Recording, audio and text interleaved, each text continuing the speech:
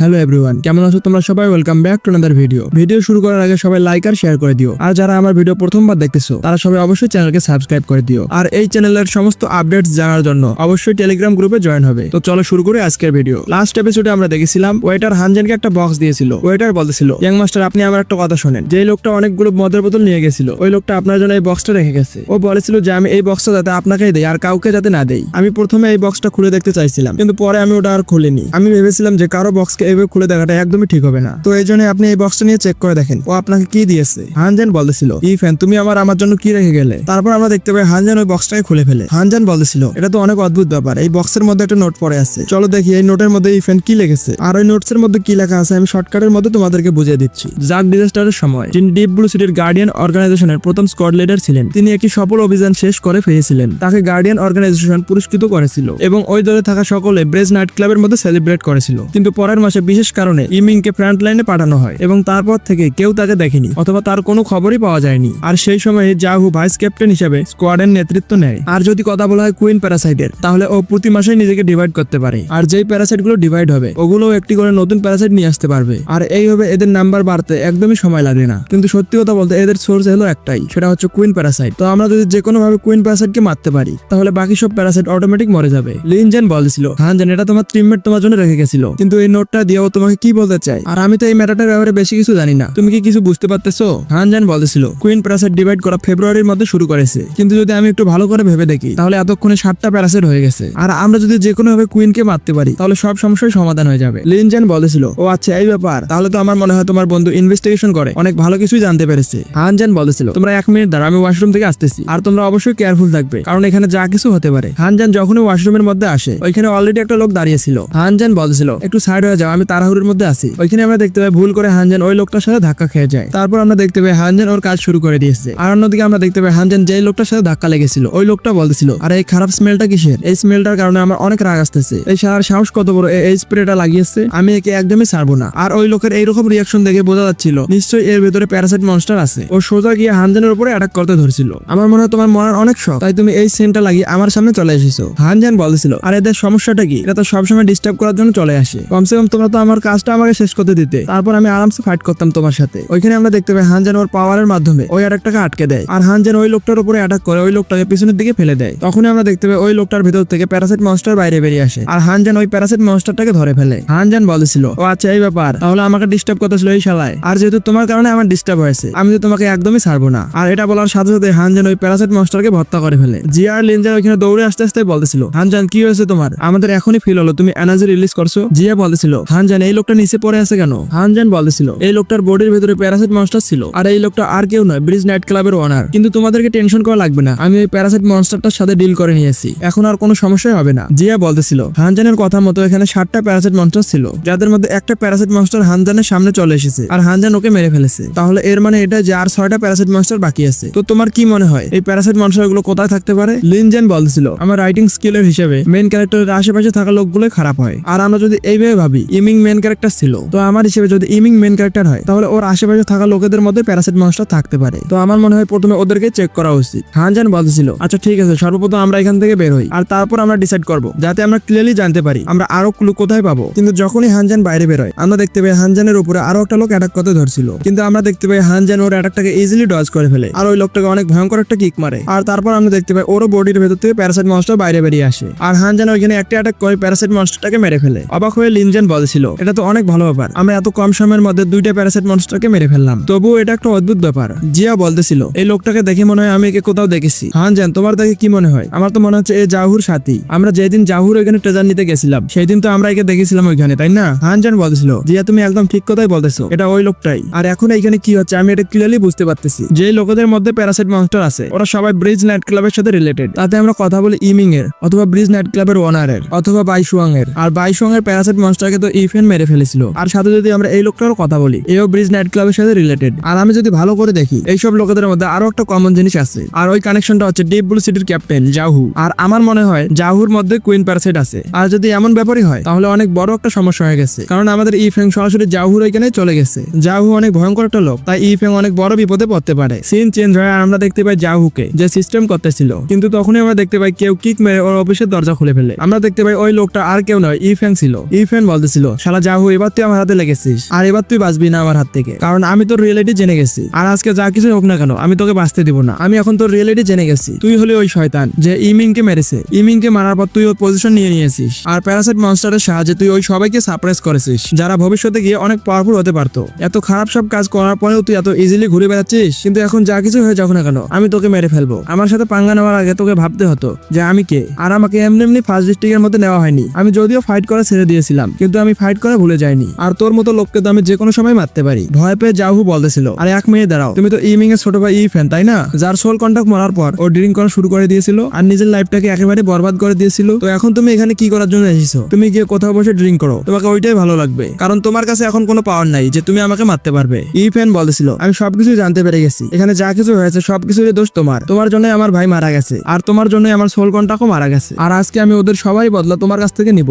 জাহু বলতেছিল, ফ্যান ফালতু কথা বলা বন্ধ করো। তুমি একদমই আমাকে দোষারোপ করতে পারো না, কারণ এই সব ম্যাটারে আমার কোনো দোষ নাই। তোমার ভাগ্য তো খারাপ ছিল, আর এই জন্যই তোমার সোল কন্টাক্ট মারা গেছে। আর তোমার ভাইয়েরও ভাগ্য খারাপ ছিল, তাই জানি না ও কোথায় চলে গেছে। তো এদের সাথে আমার কি লেনা দেনা? আর তুমি ফালতু এতক্ষণ যাবত এখানে দাঁড়িয়ে আমার সাথে তর্ক করতেছো। তো তোমার কি একদমই ভয় নাই যে এখানে আমার লোকেরা চলে আসবে আর তোমাকে মেরে ফেলবে? তুমি এখানে আমার উপরে অ্যাটাক করার জন্য এসেছিলে। তো এমনটা আবার হয় না জানো, তুমি আবার এখানে মরে না যাও, কারণ তুমি আমার জায়গায় চলে এসেছো, আমি তোমার জায়গায় যাইনি। তখনই আমরা দেখতে পাই এখানে ফ্যানকে অনেকগুলো লোক ঘিরে নেয়। ওই সব লোক বলতেছিল, ক্যাপ্টেন জাহু আপনি কি ঠিক আছেন? আর এই শালা কি আপনার উপরে অ্যাটাক করার জন্য এসেছে নাকি? জাহু বলতেছিল, এই শালার এত বড় সাহস, এ আমার সামনে এতগুলো লোক থাকা সত্ত্বেও এ আমার উপরে অ্যাটাক করার ট্রাই করেছে। আমি তোমাদের ক্যাপ্টেন, আমি তোমাদেরকে অর্ডার দিচ্ছি, এই শালাকে তোমরা সবাই মেরে ফেলো, আর যা কিছু হয়ে যাক না কেন এর উপরে কেউ দেওয়া দেখাবে না। তখনই আমরা দেখতে পাই ওই সব লোক ফ্যানের উপরে অ্যাটাক করার জন্য এগিয়ে আসে। আর ওইখানে আমরা দেখতে পাই ফ্যান ওর ইমর্টাল শিল্ড অ্যাক্টিভেট করে দিচ্ছে। ফ্যান বলেছিল, সর্বপ্রথমে তোমরাই আমার লোককে মেরেছো, আর এখন তোমরা আমাকেই মারার চেষ্টা করতেছো। তো তোমরা যদি এই ওয়ে ফাইট করতে চাও, তাহলে আমি তোমাদের সবাইকে মেরে ফেলবো। কয়জন আসার আসো, আমি কাউকেই ছাড় দেবো না, আমি সবাইকে মেরে ফেলবো। কিন্তু তখনই আমরা দেখতে পাই ওইখানে হানজেন চলে এসেছে। হানজেন বলতেছিল, তোমাদের সব কুকুরদের তো সাহস আছে বলতে হবে, কারণ তোমরা আমার ভাইকে টাচ করার ট্রাই করেছো। তখন আমরা দেখতে পাই হানজেন ওই লোকেদের উপরে অ্যাটাক করে, আর শুধুমাত্র একটা অ্যাটাকের মধ্যেই ওই সব লোক পিছনের দিকে পড়ে যায়। ভয় পেয়ে জাহু বলতেছিল,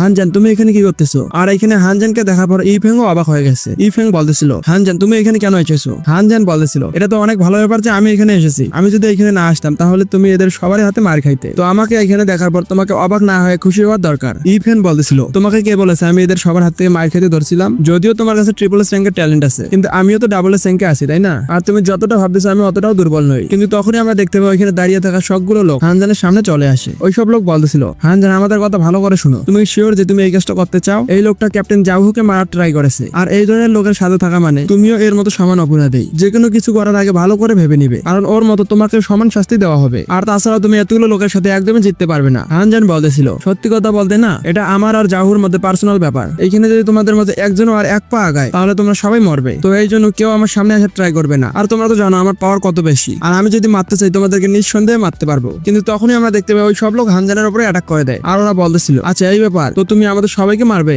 আচ্ছা ঠিক আছে, দেখি তুমি কিভাবে মারো আমাদেরকে। একটু হেসে হানজান বলছিল, আমি তোমাদের সবাইকে ওয়ার্নিং দিয়েছিলাম, কিন্তু তোমরা কেউ আমার কথাই শোনোনি। আর এই কথাটা বলার সাথে সাথে হানজান ওদেরকে পিটানো শুরু করে। আর হানজান ওদেরকে এত ভালোভাবে পিটাইছে যে ওদের মধ্যে কেউ উঠতেই পারতেছিল না। ইফেন বলছিল, হানজান আমাদের লাস্ট বার দেখা হওয়ার তো বেশি টাইমও হয়নি, কিন্তু তার মধ্যে তোমার মার্শাল আর্ট অনেক ইমপ্রুভ হয়েছে। তো তুমি এমন কি কাজ করলে? কিন্তু তখনই লিনজান বলছিল, হানজান ওই দেখো জাহু এখান থেকে পালাচ্ছে, তো আমরা কি একে থামাবো না নাকি? কিন্তু তখনই আমরা দেখতে পাই হানজান অনেক স্পিডে জাহুর সামনে চলে যায়। জাহু তোমাকে কে পারমিশন দিয়েছে যে তুমি এখান থেকে পালাবে? আমি বলেছি না আমি তোমাকে মারার জন্য এখানে এসেছি? তো আজকে যা কিছুই হয়ে যাও না কেন আমি তোমাকে মেরে তারপরে এখান থেকে যাবো। তখন জাহু বলেছিল, হানজান ফালতুর জেদ করা বন্ধ করো, আমাকে মেরে তোমার কিছুই হবে না। কিন্তু তখনই আমরা দেখতে পাই হানজান এগিয়ে গিয়ে জাহুর উপরে অনেক জোরে একটা পাঞ্চ করে, আর হানজানের একটা পাঞ্চ করার সাথে সাথে জাহু মারা গেছে। কিন্তু হঠাৎ করে আমরা দেখতে পাই জাহুর ভেতর থেকে একটা প্যারাসাইট মনস্টার বাইরে বেরিয়ে আসে। হানজান বলেছিল, তো ফাইনালি তুমি বাইরে বেরোলে, আর তুমি যত চেষ্টাই করো না কেন আমি তোমাকে একদমই পালাতে দিব না। আর একটা পাঞ্চ করার সাথে সাথে হানজান ওই প্যারাসাইটটাকেও মেরে ফেলে। হানজান বলেছিল, এই ফ্যান এটা তো একদম অদ্ভুত ব্যাপার, এই প্যারাসাইটটাও কুইন প্যারাসাইট নয়, তো এই কুইন প্যারাসাইটটা কোথায় লুকিয়ে থাকতে পারে? আর কিছুক্ষণ পরে আমরা দেখতে পাই ওইখানে অনেকগুলো লোক চলে এসেছে। ওই সব লোকেরাই বলতেছিল,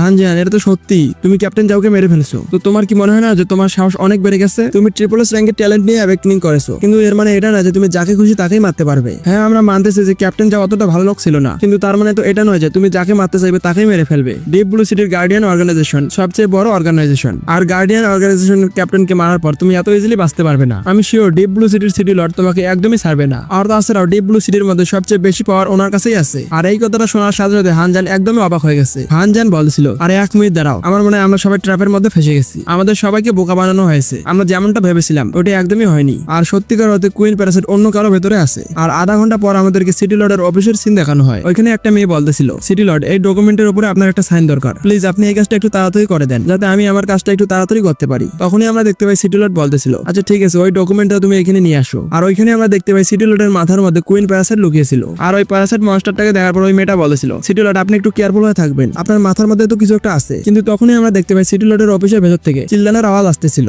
আর আমরা সবাই জানি সিটি লর্ডের রিয়েলিটি জানার পর ওই মেয়েটার অবস্থা কি হয়েছে। সিন চেঞ্জ হওয়ার আমরা দেখতে পাই হানজানকে ও মাস্টার লির বাসায় চলে এসেছে। হানজান বলেছিল, আমার কেন জানি না মনে হচ্ছে এইসব ম্যাটারের কারণে অনেক খারাপ কিছু হতে পারে। এমনটা মনে হচ্ছে যে আমাদের সাথে অনেক খারাপ কিছু হতে চলেছে। তোমরা তিনজন একটা কাজ করো, তোমরা তিনজন এখনই এখান থেকে চলে যাও আর যেভাবে হোক মাস্টার লিকে খুঁজে বের করে আনো। কারণ সত্যি কথা বলতে জাহুকে মারার পর এই ম্যাটারটা অনেক বড় হয়ে গেছে। তো এই জন্য এই ম্যাটারটাকে সলভ করার জন্য মাস্টার লির পাওয়ার অনেক জরুরি। কারণ আমার মনে হয় আমার কথা কেউ শুনবে না। জিয়া বলতেছিল, হানজান আমার কোনো যায় আসে না তোমার সাথে কি হবে, আমি তোমার সাথে সবসময় থাকবো আর ওই প্রবলেমকে ফেস করবো। আর আমরা যদি একসাথে থাকি তাহলে আমার মনে হয় কোনো না কোনো সলিউশন বেরিয়ে আসবে। হানজান বলেছিল, আমি তোমাকে বললাম না তোমরা সবাই এখনই এখান থেকে যাও, তোমরা আমার কথা একদমই বুঝতে পারতেছো না। যে প্রবলেমটা হবে ওটা এতটাও ইজি নয় আর ওটা একদমই আমাদের কন্ট্রোলে থাকবে না। তারপরে আমরা দেখতে পাই সিটি লর্ড বলতেছিল, এই অর্ডারটা এখনই সবাইকে দিয়ে দাও যে হানজান আর টিম 057 মিলে ডিপ ব্লু সিটির গার্ডিয়ান অর্গানাইজেশনের ক্যাপ্টেনকে মেরে ফেলেছে। জাহু সবসময় আমাদের জন্য লয়াল ছিল আর ও আমাদের জন্য অনেক মিশন কমপ্লিট করেছে। তো ওকে এইভাবে মেরে ফেলাটা আমরা একদমই সহ্য করবো না। আর তোমরা গিয়ে এখনই হানজানকে অ্যারেস্ট করো। অফিসার বলতেছিল, আচ্ছা ঠিক আছে স্যার, আমি এখনই গিয়ে ওকে অ্যারেস্ট করতেছি। ওইখানে আমরা দেখতে পাই সিটি লর্ড বলতেছিল, আমি তো এটা একদমই ভাবতে পারিনি যে আমার এই প্ল্যানটা এত স্মুথলি কাজ করবে।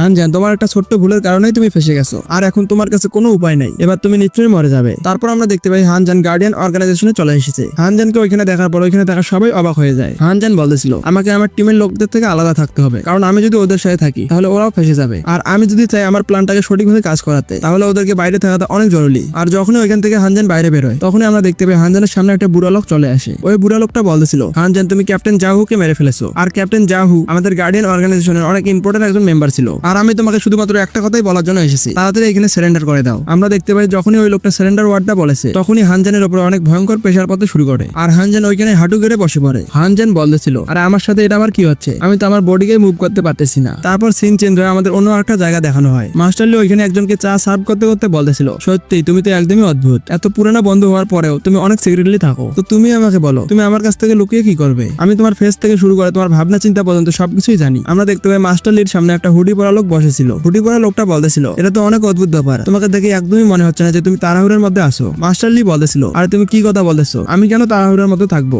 আমার কি কোনো এমন কাজ আছে নাকি যেটা আমি ডিপ ব্লু সিটির মধ্যে অর্ধেক করে এসেছি? হুডি পরা লোকটা বলতেছিল, তুমি ডিপ ব্লু সিটির মধ্যে যাকে তোমার সাকসেসর হিসেবে রেখেছো ও ডিপ ব্লু সিটির মধ্যে অনেক ভয়ঙ্কর একটা ট্র্যাপের মধ্যে পড়ে গেছে। আর এত ভয়ঙ্কর এভিডেন্স ওর বিরুদ্ধে আছে যে ওকে নির্দোষ প্রমাণিত করাটা একদমই অসম্ভব বলতে চলে। আর গোপন সূত্রে আমি খবর পেয়েছি ওকে কালকেই মেরে ফেলা হবে, তাও আবার ডিপ ব্লু সিটির সকল লোকের সামনেই। তো তুমি কি তোমার পছন্দের ডিসেবলের জন্য কিছুই করবে না? আমি তো শুনেছিলাম যে মাস্টার লি অনেকটাই পাওয়ারফুল আর উনি নিজের লোকের জন্য কাউকে মারতেও পারে আবার নিজে মরতেও পারে। আর তুমি তো জানো না যে তোমার ডিসেবল ভালো কিছুর জন্য কাজ করতেছে, তাহলে তুমি ওকে হেল্প করতেছো না কেন? আর আমার সাথে এখানে বসে চা খাওয়ার পর তোমার কি বা হবে? আর ওই হুডি পরা লোকটার সবগুলো কথা শোনার পরে মাস্টার লি অনেকটাই সিরিয়াস হয়ে যায়। আর রাগের মাথায় মাস্টার লি বলতেছিল, শালা তুই কি ফালতু কথা বলতেছিস? এখানে তোমার এত পুরানো একজন বন্ধু তোমার সাথে চা খাইতে যাচ্ছে আর তুমি ওর সাথে চা না খেয়ে তুমি ওকে টার্গেট করতে চাচ্ছ? তোমার বন্ধুর চিন্তা ভাবনার উপরে তোমার একটু তো বিশেষ থাকার দরকার ছিল। হুডি পরা লোকটা বলতেছিল, সত্যি কথা বলতে আমি তো এখানে প্রেজেন্টই নাই আর এটা হচ্ছে আমার কোয়ান্টাম আবতার। তো তুমি যদি একে মেরেও ফেলো তাও আমার কোনো যায় আসে না। আর ওল্ড স্যাং আমাদের জন্য এই ধরনের অনেকগুলো আবতার প্রিপেয়ার করে রেখেছে। তো তুমি এটাকে যদি মেরে ফেলো তাহলে আমি অন্য কোনো একটা ইউজ করবো। তো এই জন্য ফালতু দুইজনের টাইম নষ্ট করা বন্ধ করো আর ইম্পর্টেন্ট ম্যাটারটার উপরে মনোযোগ দাও।